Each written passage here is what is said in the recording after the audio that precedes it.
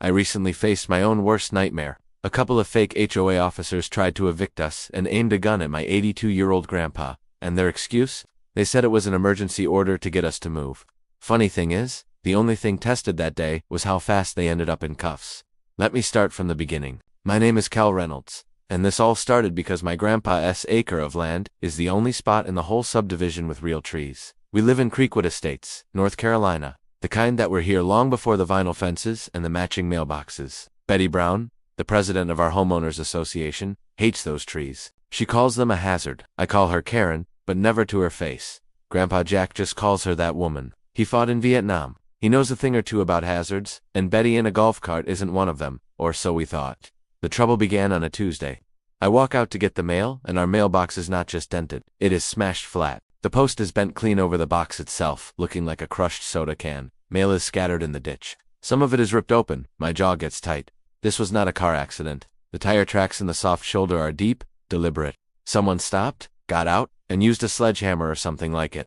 I pick up a letter addressed to Grandpa. It's from the VA, torn right down the middle. My blood runs cold, then hot. This is a line. You do not mess with a man's mail, especially not a veteran's mail. I walk back to the house holding the ruined letters in my hand. Grandpa Jack is on the porch, sitting in his rocking chair cleaning a pair of old binoculars. He moves slow these days, but his eyes miss nothing. He sees the look on my face, then the mail in my hands. He doesn't say a word. He just sets the binoculars down very slowly and looks toward the road. His jaw is set like stone. I can see the gears turning in his head.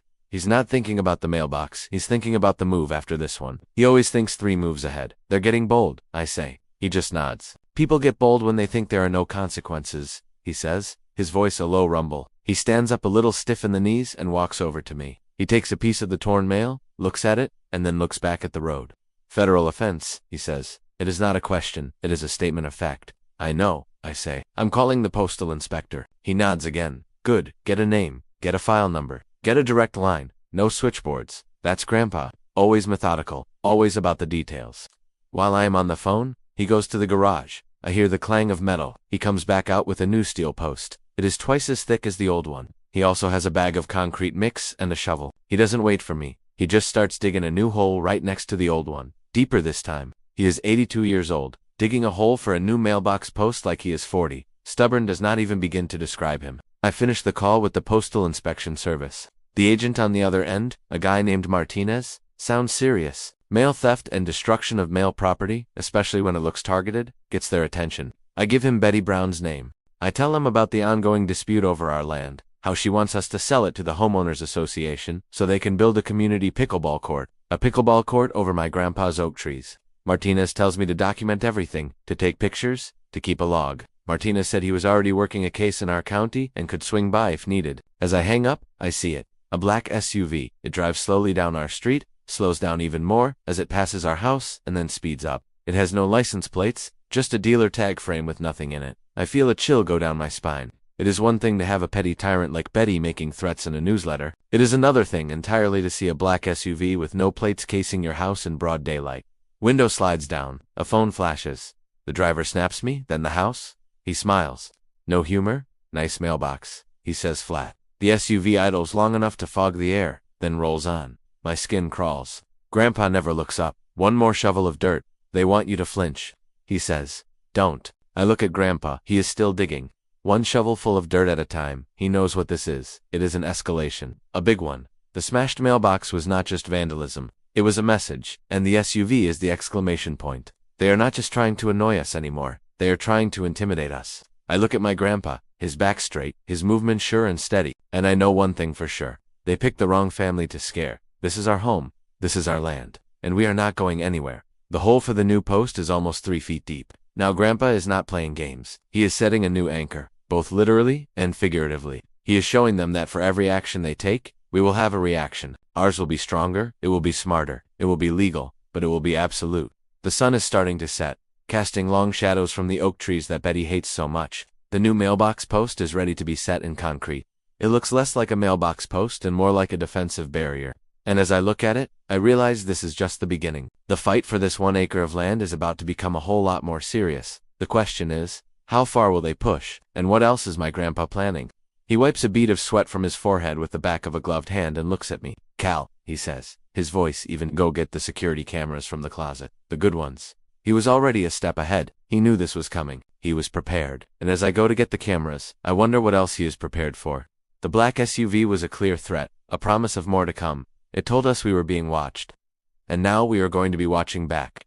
The black SUVs became a regular feature of our lives. There were 2 of them. They would park down the street, always in a spot with a clear view of our driveway. They never had license plates. Sometimes they would follow me when I went to the grocery store. They would stay 3 or 4 car lengths behind, never getting too close, but always there. It was a classic intimidation tactic meant to unnerve you, to make you feel like you have no privacy, no safety. It did not work. It just made me angry. Grandpa Jack, on the other hand, seemed almost amused by it. He called them the welcoming committee. He would sit on the porch and wave at them, a slow, deliberate wave, the kind you give a neighbor you do not particularly like but have to tolerate. It drove them crazy. You could feel the frustration coming off them in waves. I started taking pictures. I got a telephoto lens for my camera. I documented every time they were there, the time of day, how long they stayed, which direction they came from. I created a file just like Postal Inspector Martinez told me. 2. A log of harassment.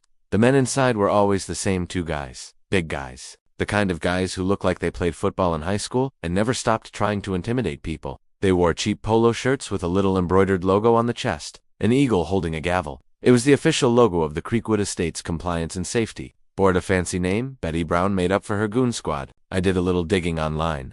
The board was not a real thing. It was not registered with the state. It had no legal authority. It was just a name Betty gave her to hand-picked bullies to make them sound official. One evening, Grandpa and I were setting up the new security cameras. These were not cheap doorbell cameras. These were high-def night vision motion-activated cameras, the kind used in commercial buildings. Grandpa had bought them years ago, just in case. His just-in-case scenarios were always more interesting than mine. As we mounted one under the eaves of the porch, one of the SUVs pulled up directly across the street. The passenger window rolled down.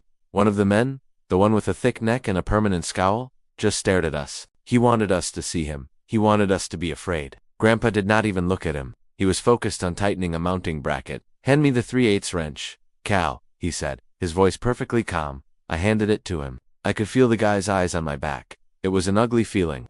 "They're watching us," I said, stating the obvious. Grandpa grunted. "Let them watch. It's good for them to see we're not hiding. People who hide look guilty." He finished with the bracket and started feeding the cable through a small hole we had drilled. "You know, in Vietnam," he said, his voice low, "we spent a lot of time just watching. You learn a lot by watching. You learn their habits. You learn their routines. You learn when they get lazy, and they always get lazy." He looked at me then, his eyes sharp. "They think this is easy. They think they can just sit out there and scare an old man and his grandson. They have no idea what they've walked into." He was right. They were probably getting paid by the hour with our own homeowners association dues. They thought their presence was enough. They underestimated us. That was their first mistake. It would not be their last. We finished installing the cameras. We had one on the porch, one on the garage covering the driveway, and one on a tall oak tree in the backyard, giving us a clear view of the entire property line. They were all wired to a digital video recorder in my office. We could monitor them in real time. We could also review the footage from anywhere on our phones. That night, after the SUVs had finally packed it in for the day, Grandpa and I sat in the kitchen. He was drinking a cup of tea. I was going through the camera footage on my laptop. The quality was crystal clear. "We have a record now," I said. "Everything they do, we have it on video." Grandpa took a slow sip of his tea. "Good," he said. "Now, let's talk about our neighbor, Theo." Theo was a character. He was a retired electrical engineer and a ham radio enthusiast. His house was a forest of antennas. He was a bit of a gossip, but a good guy. He hated Betty Brown more than we did. She was constantly finding him for his antennas, calling them an eyesore. "What about Theo?" I asked. "Theo has skills." Grandpa said he knows radios. He knows networks. He can probably bounce a signal off the moon if he wanted to. I want you to go talk to him tomorrow. Tell him what's happening. Don't ask for help directly. Just tell him the story. See what he says. It was another one of Grandpa's chess moves. He was not just building a defense. He was recruiting allies. He knew this was not a fight we could win alone. We needed friends. We needed people who were also tired of Betty Brown's reign of terror. As I went to bed that night, I thought about what Grandpa had said. They were bullies, and bullies rely on fear and isolation. We were taking away the isolation by bringing in Theo. And as for the fear, well, they had no idea who they were dealing with. They saw an old man and his grandson. They did not see a combat veteran who had survived worse things than a couple of thugs in an SUV, and they did not see a son who would do anything to protect his family and his home. The SUVs were a threat, but they were also a gift. They showed us the enemy's face.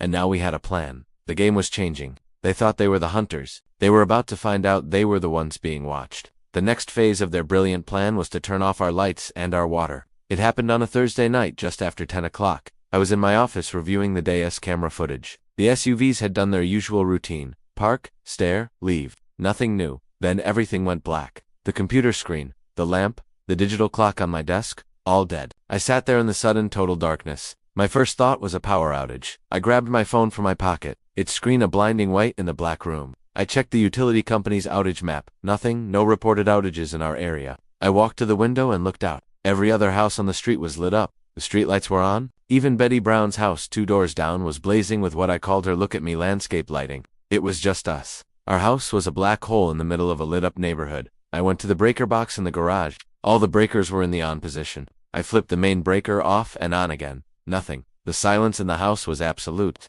Then I heard Grandpa's slow, steady footsteps coming down the hall. He was carrying an old kerosene lamp, its warm yellow light flickering against the walls. It looked like something out of a history book. "Check the water," he said. I went to the kitchen sink and turned the faucet. A cough, a sputter of air, and then nothing. Not a drop. "Water is out too," I said. My voice was tight. This was a serious escalation. Cutting off utilities is not just harassment. It is a direct attack. It is dangerous. Grandpa is 82. He needs his heat. He needs his water. They cut the lines at the street. Grandpa said he was not guessing. He was stating a fact. He set the kerosene lamp on the kitchen table and looked at me. His face was calm, illuminated by the flickering light. He looked like a general planning a campaign. "They want us to panic," he said. "They want one of us to have a medical emergency. They want us to be forced out of the house. Then they can move in and claim we abandoned the property." It was a classic dirty tactic. Create a crisis, then exploit it. I felt a surge of rage, hot and sharp, but I pushed it down. Panic was what they wanted. Calm was what we needed. "I'm calling the utility companies," I said. "And the sheriff," good Grandpa said. "But do it from your cell phone, obviously. And walk outside when you do it. Don't assume they aren't listening." The thought had not even occurred to me. Of course, if they were bold enough to cut our utility lines, they were bold enough to be listening in. Grandpa pulled out 2 more kerosene lamps from a pantry I did not even know we had. He lit them both. He also pulled out a large insulated water cooler, the kind you see at construction sites. It was full. He had filled it up that afternoon. He had anticipated this. He knew they were coming for the utilities. I just stared at him. "How did you know?" I asked. He gave me a small grim smile. "Their pattern is predictable," he said. "They started with property damage. The mailbox. Then they moved to psychological pressure. The SUVs. The next logical step is to make the environment hostile. Cut off the essentials. It's straight out of the old playbook." I went outside into the cool night air. Gravel pops under my boot. A hinge squeals by the oaks. I kill my phone light. Breath in the dark. Footsteps soft. Then the scrape of a shovel. "Backyard," I whisper. Grandpa's lamp clicks off behind me. The night swallows us both. I slide along the wall, heart thumping. Whoever it is, they're inside the line. The stars were bright without the light from our house spilling into the yard. I called the power company. I called the water company. I explained the situation. They were both skeptical at first, but I was firm. I told them I had reason to believe the lines were deliberately cut. I gave them the police report number from the mailbox incident. That got their attention. They promised to send out emergency crews, but it could take hours. Next, I called the sheriff's department. I reported the vandalism. The dispatcher sounded bored until I mentioned the ongoing harassment, the black SUVs, and the report I had filed with the postal inspector. I gave her the case number. Suddenly, her tone changed. She said she would dispatch a deputy. As I was walking back to the house, I saw movement near the property line in the shadows of the big oak trees. I froze. My heart hammered in my chest. I raised my phone, its flashlight beam cutting through the darkness. The light landed on 2 figures. It was the 2 goons from the SUV. They were holding shovels. They were trying to bury something on our property. When my light hit them, they froze like deer in the headlights. Then they dropped the shovels and ran. They scrambled over the back fence and disappeared into the night. I ran over to where they had been. They had dug a shallow hole. Next to it was a small plastic-wrapped brick, the kind you see in movies right before a drug bust. They were trying to plant contraband on our land. If they had forced us out with the utility cut, they would have called the cops themselves, reported suspicious activity, and led them right to this spot. It was a setup, a frame job. I felt sick. These were not just bullies anymore. These were criminals, dangerous criminals. I went back inside, my hands shaking slightly. I told Grandpa what I had seen. He just nodded, his expression grim. "I figured as much," he said. "That's why I had you put that camera in the tree." He pointed to my laptop, which was running on its battery. "Pull up the feed from camera 3. I did, and there it was. Crystal clear high-def night vision video. It showed the 2 men sneaking onto our property. It showed them digging the hole. It showed the brick of fake drugs. And it showed them running away when my flashlight hit them. We had them. We had them dead to rights. The sheriff's deputy arrived about 30 minutes later. I showed him the video. I showed him the hole in the package, which we had not touched. His whole demeanor changed. He was no longer a bored country deputy. He was a serious law enforcement officer at a crime scene. He called for backup. He called for a forensics team. I pointed at the SUVs with no plates. A tech gloved up, photographed and sealed the package into an evidence bag with a time. The deputy photographed the VINs and radioed a tow log in case they came back. The night was no longer quiet. It was filled with the flashing red and blue lights of patrol cars. The utility crews arrived and confirmed our lines had been deliberately cut. Power said the meter was yanked at the pedestal. Water showed a sod curb stop at the street. The evidence was piling up and all of it pointed straight back to Betty Brown's Compliance and Safety Board. They had tried to isolate us in the dark. Instead, they had lit up our entire street with police lights. They had tried to frame us. Instead, they had framed themselves. Grandpa sat at the kitchen table, sipping his tea by the light of the kerosene lamp, watching the whole scene unfold through the window. He looked satisfied. "They got lazy," he said, echoing his words from the other day. "And now they're going to pay for it." The power and water would be back on by morning, but something had shifted permanently. This was no longer just a dispute. It was a war, and the other side had just lost a major battle, exposing their tactics for everyone to see. The next morning, the evidence of the previous night's chaos was still visible. Yellow police tape cordoned off the area in our backyard where the two goons had tried to plant their little surprise package. A sheriff's car was parked at the curb, a silent declaration that our property was now under official watch. The power was back on. The water was running, but the peace was gone. It was replaced by a tense, waiting silence. We knew Betty and her crew would not just give up. They would double down. They always do. Around noon, it happened. A piece of paper was taped to our front door. It was not in an envelope. It was just stuck there, flapping in the breeze. It was printed on heavy, official-looking paper. At the top, in big bold letters, it said Emergency Order of Abatement and Removal. It was full of legal-sounding nonsense. Words like whereas, and here and after. It claimed that our property was a clear and present danger to community health and safety, citing a non-existent county ordinance. It talked about unstable, mature trees and non-compliant structures, which I assume meant Grandpa's tool shed. The final paragraph was the real kicker. It ordered us to vacate the property within 24 hours so that an abatement team could come in to remediate the hazards. It was signed by Betty Brown, President Creekwood Estates, HOA, and co-signed by someone named Markham, who was listed as a certified county compliance officer. It was a forgery, a laughably bad one, if you knew what to look for.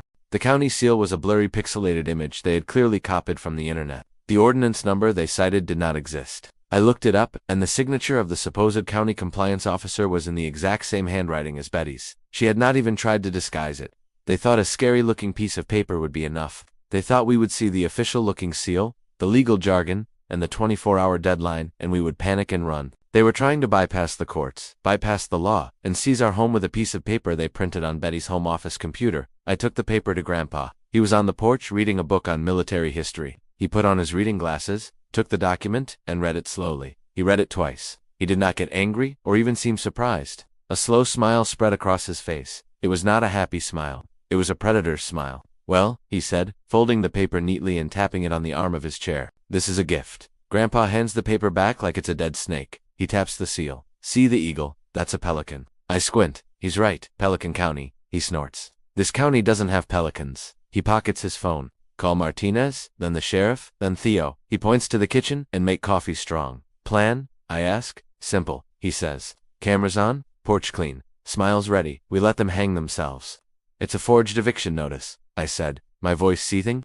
"They're trying to steal our house." "It's more than that, Kyle," he said, his eyes twinkling with a kind of grim excitement. "This is a federal crime. Using a forged government seal is a felony. Impersonating a county officer is a felony. Attempting to seize property with a fraudulent document is a felony. Betty just handed us the rope to hang her with." He was right. The smashed mailbox was a federal crime. The planted drugs were a state crime. And now this, a forged federal and county document, was a whole new level of stupid. Betty was not just a petty tyrant anymore. She was a felon. And she had just signed her own confession. "So what do we do?" I asked. "We call our friends," he said simply. He didn't mean our social friends. He meant our official friends. I called Postal Inspector Martinez first. I told him about the forged document, the fake county seal, the fake compliance officer. I could almost hear him sit up straighter on the other end of the line. He asked me to email him a high-resolution scan of the document immediately. He said this escalated things significantly. Next, I called the sheriff's department. I spoke to the detective who had taken over the case from the night before. I told him about the fake emergency order. He asked me to bring the original down to the station. He said he was going to run the name Markham through their system and also check with the county planning and code enforcement office. While I was doing that, Grandpa made his own call. He called the state attorney general's office. He had a contact there, a lawyer who worked in the Consumer Protection Division, someone he had met through a veterans advocacy group. He explained the situation calmly and clearly. He talked about the pattern of harassment, the mail theft, the utility destruction, the attempted framing, and now the forged legal order. He was building a case piece by piece for a much larger investigation. He was connecting the dots for them, showing them this was not just a neighborhood squabble. It was a coordinated criminal enterprise run by a homeowners association president. As I hung up the phone with the detective, I felt a shift in the air. We were no longer just on the defensive. We were on the attack. We were feeding information to multiple law enforcement agencies at the local, state, and federal levels. Each agency had a piece of the puzzle. The postal inspector had the mail fraud. The sheriff had the vandalism, the attempted framing, and the impersonation of a local official. And the Attorney General's office was looking at the bigger picture: racketeering, conspiracy, and abuse of power by a nonprofit corporation, which is what a homeowners association is. Betty Brown, in her arrogance, had made a critical mistake. She thought she was fighting an old man and his grandson. She had no idea she had just declared war on the United States Postal Service, the county sheriff's department, and the state of North Carolina. The fake order was still in my hand. It felt flimsy, pathetic. It was just paper, but it was also the key. It was the piece of evidence that tied all the other crimes together. It showed intent. It showed a clear criminal conspiracy to illegally seize our property. Grandpa looked out at the street. "They'll be here soon," he said. "The abatement team." "What do we do when they show up?" I asked. "We invite them in for a chat," he said, that grim smile returning. "And you, Cal, you make sure you get your camera ready. This is going to be a very important conversation." The 24-hour clock was ticking, but we were not the ones on a deadline anymore. Betty Brown was. She just did not know it yet. Her whole corrupt little empire was about to come crashing down, and it was all because she could not resist putting her own name on a piece of paper. The afternoon sun was hot and heavy. The 24-hour deadline on Betty's fake eviction notice was still a few hours away, but they decided not to wait. They were impatient. They were arrogant. They made another mistake. 2 vehicles pulled up, not the black SUVs this time.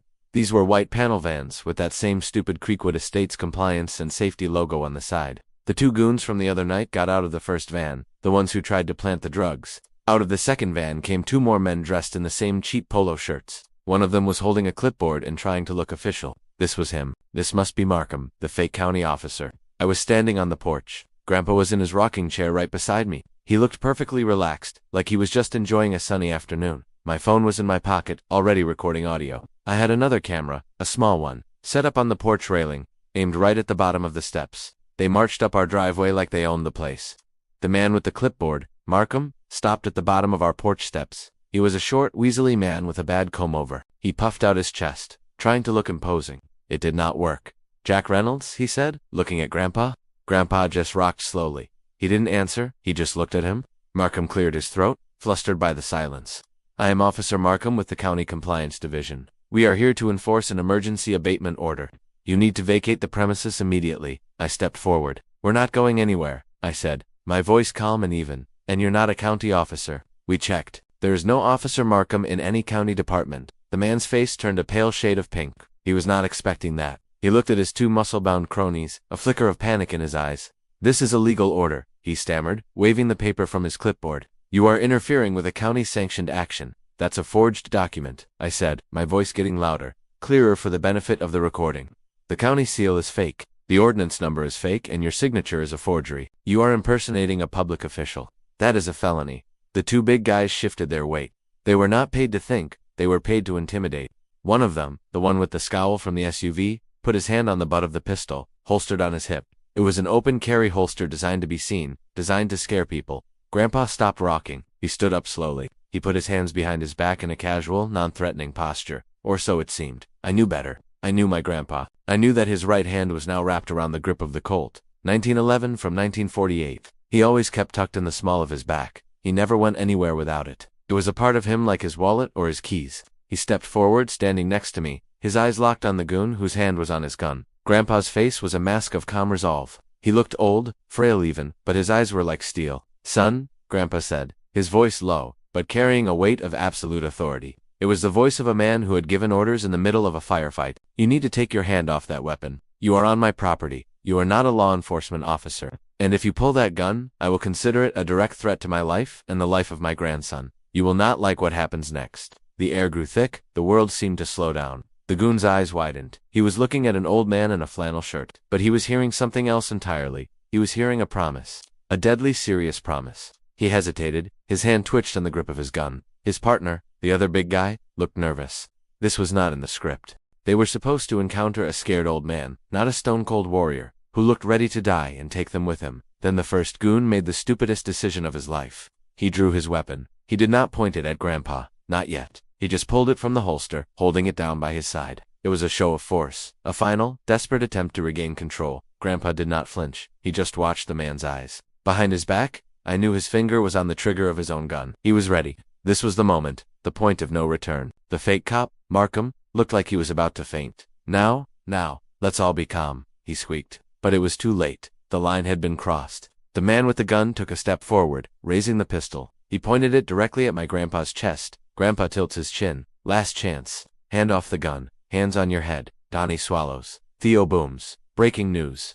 Polo guy can't find the safety on his brain. Nervous laughs. Spark from 3 porches. The deputy's PA barks. Weapon down now.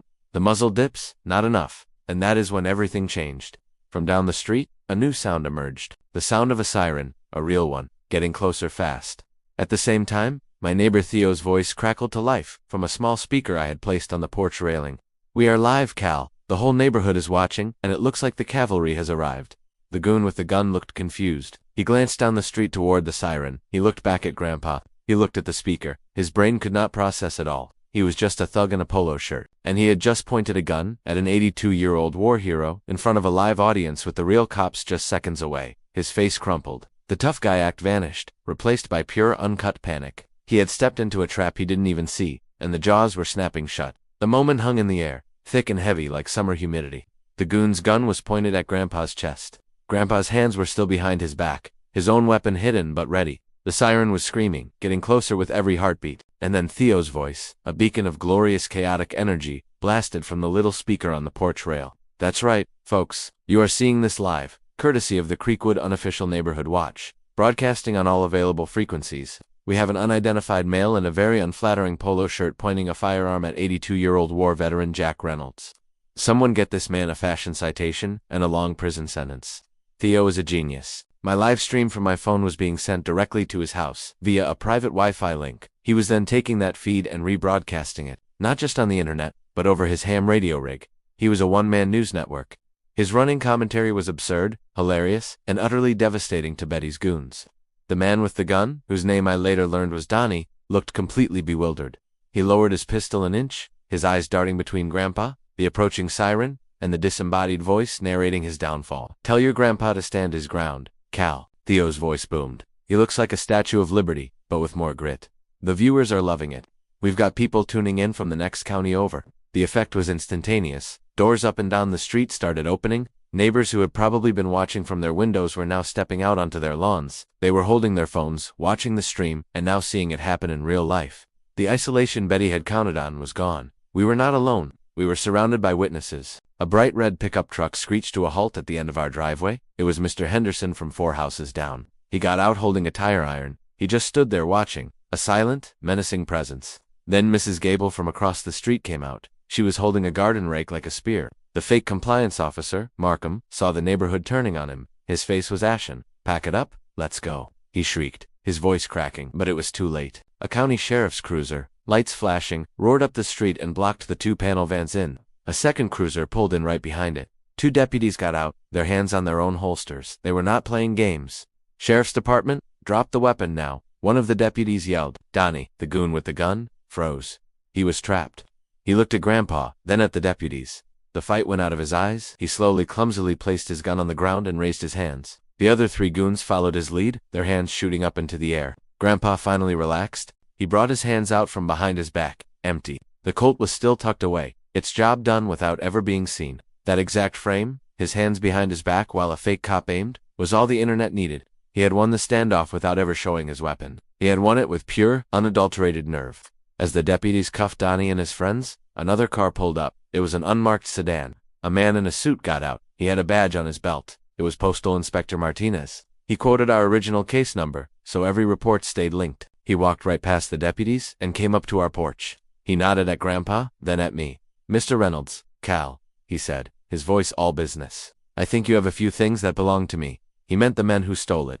The deputies started searching the goons in their vans. They found the fake badges. They found more copies of the forged abatement order. They found a list of other properties in the neighborhood that had been targeted for harassment. This was bigger than just us. This was a systematic campaign of intimidation. Theo's voice came back over the speaker, triumphant. And there you have it, folks. A textbook caught in the act takedown, assisted by the brave men and women of the Sheriff's Department and the United States Postal Inspection Service. Let's give a big round of applause for Jack and Cal Reynolds for not backing down. A smattering of applause actually broke out across the street. Neighbors were smiling, giving us thumbs-ups. The fear Betty had cultivated for years was evaporating in the afternoon sun. Markham, the weasel with the clipboard, was trying to explain himself to a deputy. He was sweating, stammering, trying to talk his way out of a mountain of felonies. It was a pathetic sight. Grandpa sat back down in his rocking chair. He looked tired, but satisfied. He had faced down an armed man, and had not even broken a sweat. He had stood on his own front porch and defended his home, his family, and his honor. He had stared into the abyss, and the abyss had blinked first. The immediate threat was over. The goons were in custody. But the architect of the whole scheme, Betty Brown, was still sitting in her house 2 doors down, probably watching the whole thing from her window. Her little army was defeated. Her plan was in ruins. But the war was not over yet. We had won the Battle of Elm Drive. Now it was time to win the war for Creekwood Estates. And with the evidence we had and the allies we had just made, I was pretty sure we had all the ammunition we would need. The live stream was a masterstroke. It had turned a private confrontation into a public spectacle, and it had saved us. It showed everyone the truth in real time, and the truth was about to set us all free. With Betty's for goons in handcuffs and Inspector Martinez on the scene, the situation had a strange, almost festive atmosphere. Neighbors were mingling on the sidewalk, talking in excited whispers. They had seen the enemy, and the enemy was a bunch of incompetent thugs in bad polo shirts. The fear was broken, but as the deputies were leading the men to their patrol cars, a new threat emerged, subtle and vicious. One of the deputies, a younger guy, was searching the second panel van. "Hey Sarge," he called out. "You're going to want to see this." The supervising deputy and Inspector Martinez walked over to the van. The deputy pulled out a gym bag. He unzipped it. Inside, packed neatly, were several small, clear plastic baggies containing a white powdery substance. It was the classic planted contraband trick, Part 2. I saw it happen in slow motion. Donnie the goon with the gun looked over at the bag, and a smug little smile crossed his face. His eyes flickered toward our porch. It was a setup. They had a backup plan. If the intimidation failed, they would get us on a bogus drug charge. They would claim the bag was ours, that we had thrown it into their van during the confusion. It was their word against ours. A desperate, dirty move. But Grandpa and I had a backup plan, too. "Now," I said, loud enough for the deputies to hear, "would be a good time to turn on the floodlights." Grandpa reached over to a small unmarked switch on the wall next to the front door. He flipped it. Instantly, our house lit up like a stadium. From massive industrial-grade floodlights mounted discreetly under the eaves blasted the entire front yard with blinding white light. At the same time, a piercingly loud alarm began to shriek. It was not a burglar alarm. It was a high-decibel industrial siren, the kind used on construction sites to warn of a blast. The sudden, overwhelming assault of light and sound was shocking.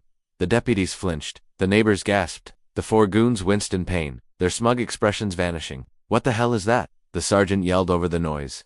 "Our anti-idiot system," I yelled back. "Check the video from the camera on the porch railing." The one pointed right at the van. I pointed to the small, unobtrusive camera they had not even noticed. Grandpa switched off the alarm, leaving the floodlights on. The silence was a relief. The yard was now so bright, it looked like a movie set. Every detail was visible. The younger deputy pulled out his phone and connected to the Sheriff's Department network. Another deputy had already retrieved the SD card from our porch camera. They huddled around the small screen. I knew what they would see. I had positioned that camera perfectly. It had a clear, unobstructed view of the side door of the panel van. The footage would show the second goon, the one who had stayed by the van, opening the door and placing the gym bag inside after they had arrived at our house. They had brought the drugs with them. They were planting the evidence right there in our driveway in full view of our hidden camera. The sergeant watched the video. His face hardened. He looked over at the 4 men in handcuffs, his eyes filled with contempt. Well, he said, his voice dripping with sarcasm. "Looks like you boys have some explaining to do, adding possession with intent to distribute and planting false evidence to your list of charges for the day. You're hitting for the cycle." Donnie's face went white. The last bit of his tough guy facade crumbled into dust. He had been outsmarted, outplanned, outmaneuvered at every single turn, but the surprises were not over. As the deputies were reading the goons their newly updated rights, another car pulled up. This one was a modest sedan. A woman got out. She looked nervous but determined. She was clutching a large manila envelope to her chest like a life preserver. It was Brenda, the Homeowners Association treasurer. She was a quiet woman who had always seemed terrified of Betty Brown. "I need to talk to whoever is in charge," she stammered, looking at the assembled police officers. Inspector Martinez stepped forward. "I'm with the Postal Inspection Service. How can I help you?" Brenda took a deep breath. "I'm the treasurer of the HOA," she said, her voice growing stronger. "Betty, Mrs. Brown, she's been cooking the books for months. I have the real ledgers right here." She held out the manila envelope. "She's been using our dues to pay these men." She listed the expenses as security upgrades and community beautification. She bought their uniforms, their vehicles, even their weapons. "It's all in here.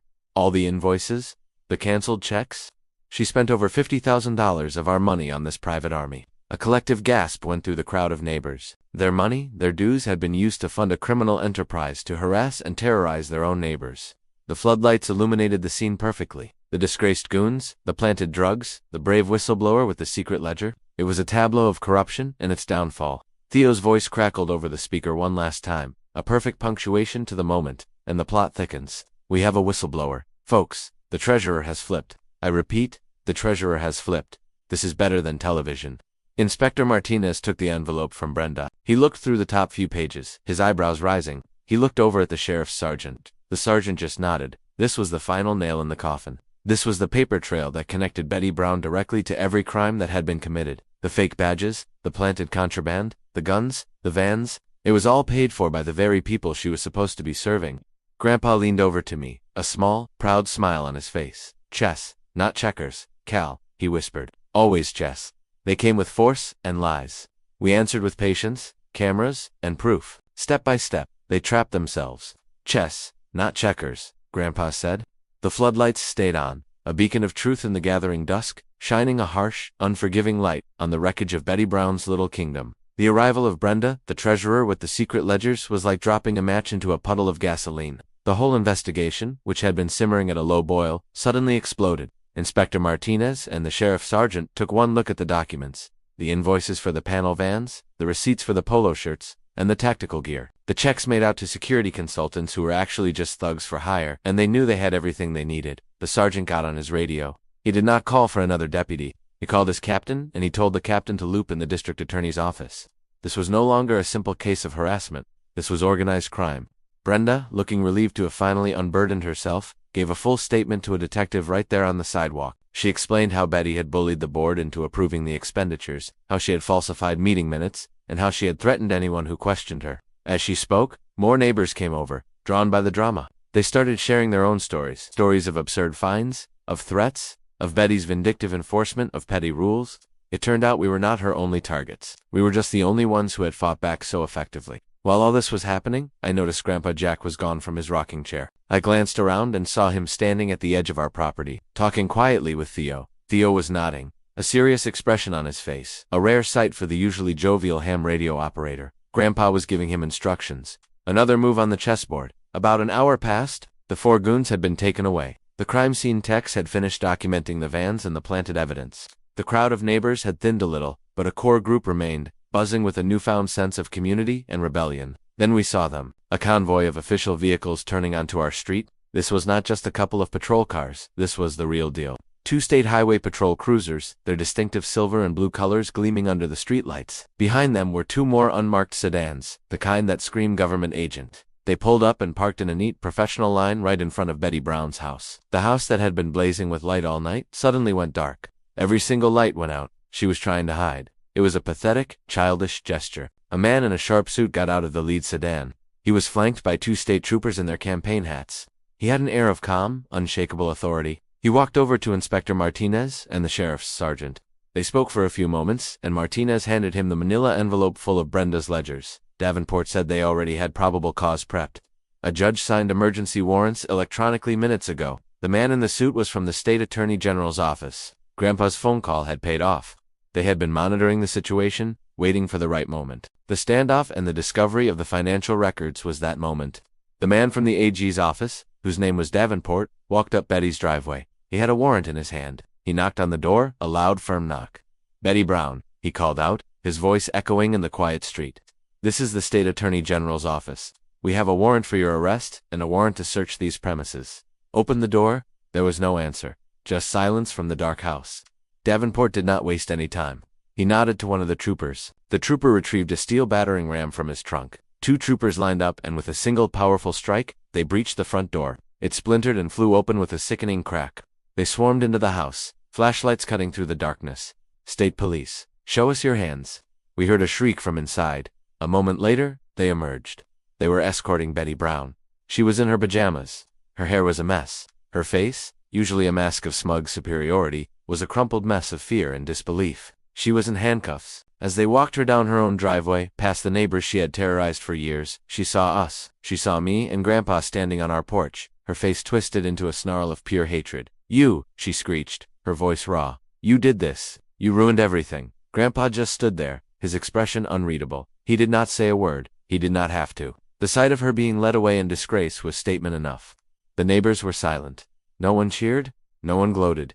They just watched, their faces a mixture of relief and shock. The reign of terror was officially over. Davenport from the AG's office walked over to us. He handed Grandpa a business card. "Mr. Reynolds," he said with a nod of respect, "my office will be in touch. We believe the evidence seized here will be enough to not only prosecute Mrs. Brown and her associates, but also to begin legal proceedings to have this homeowners association dissolved by the state for criminal activity." Dissolved. The word hung in the air. It was more than we had ever hoped for. Not just getting rid of Betty, but getting rid of the entire corrupt structure that had allowed her to operate. Grandpa took the card. "Thank you for your prompt attention to this matter," he said, his voice formal and steady. Davenport smiled a little. "Thank you for your service, Mr. Reynolds, in Vietnam and here today." He nodded at me, then turned and walked back to his car. After Betty Brown's arrest, the rest came fast. The Attorney General used Brenda's ledgers to uncover years of embezzlement, fraud, and abuse. Faced with a wall of evidence and her own thugs flipping, Betty confessed she was hit with felonies from impersonating a public official and mail fraud to conspiracy and racketeering. And the judge called her a cancer on her community. She didn't just pay a fine, she went to prison. Her 4 compliance officers, including Donnie and the fake officer Markham, were sentenced for weapons violations and planting evidence. They tried to ruin our lives and wrecked their own. About 2 months later, the state moved on the HOA. A judge placed it in receivership and then dissolved it. The covenant stopped being enforceable. Dues ended. We were free. News spread quiet and quick. People started talking again. Kids left toys in their yards. Mr. Henderson took down the beige fence and put up the white picket one he always wanted. Theo kept his antennas. Now neighbors asked him to teach radio. His wild broadcast had made him a local hero. One Saturday, a few weeks after the HOA died, Grandpa and I were on the porch. He cleaned his binoculars. Same as the day this started. Neighbors drifted over. Mr. Henderson with a 6-pack, Mrs. Gable with pie, Brenda with a lemon cake. Soon, a dozen people stood on our lawn, shaking Grandpa's hand, patting my back. No speeches, just thanks. We had stood up first, and it helped them stand up too. Grandpa looked at the oaks Betty wanted gone. They were still standing, taller than ever. "Good people," he said softly, "just needed a reminder." He had fought a different kind of war here. Patient, steady, lawful. The lessons stuck. The line between law and revenge can get blurry, but right and wrong is clear. Protect your home, protect your family. Don't let a bully win. The sun dropped warm over our street. Laughter carried. For the first time in a long time, it felt like a neighborhood. Our land was safe. Our home was secure. Grandpa raised his binoculars and looked at the horizon. Not for threats, just for the view.